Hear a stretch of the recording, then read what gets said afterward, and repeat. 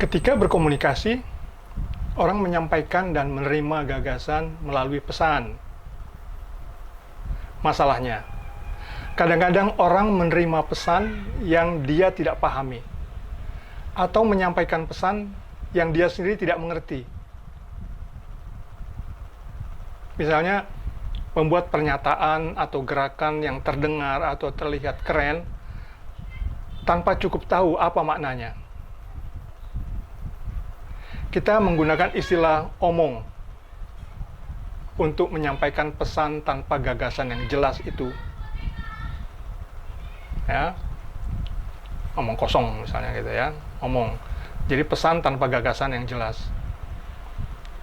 Lalu istilah bicara kita gunakan untuk menyampaikan pesan dengan gagasan yang jelas.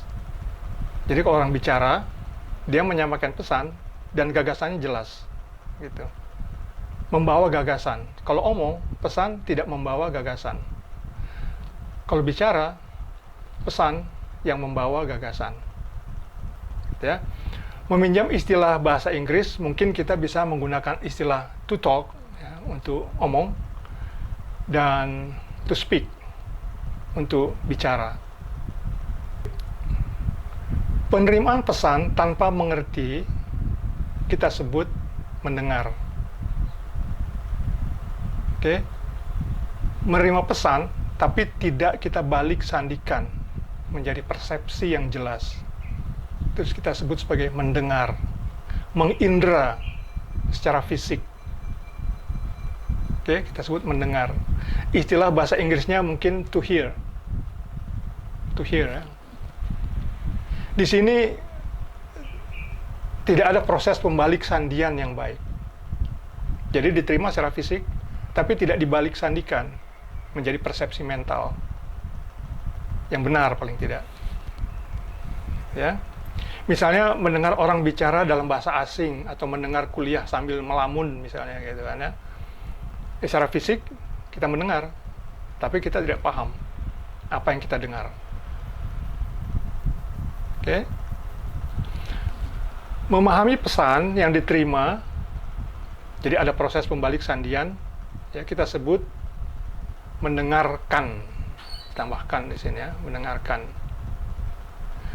Di situ ada proses pembalik sandian yang cukup baik. Istilah bahasa Inggrisnya mungkin to listen. Ya. Mengubah pesan yang kita terima secara fisik, kemudian membalik sandikannya menjadi persepsi mental. Dialog sangat membutuhkan kemampuan mendengarkan. Ya. Kalau hanya mendengar, dialog tidak akan jalan dengan baik. Dialog harus saling mengerti. Ya. Dalam konteks komunikasi, mendengar dikaitkan tidak hanya dengan penginderaan melalui telinga saja, ya, tapi juga dengan mata dan sebagainya. Misalnya, kita dapat membaca buku tanpa mengerti maksudnya, atau melihat dan merasakan gejala alam tanpa paham maknanya. Kita tidak paham mengapa banjir terjadi. Macam gitu ya. Komunikasi hanya efektif bila setiap peserta terlibat secara mental, bukan hanya secara fisik. Setiap peserta berbicara, bukan mengomong.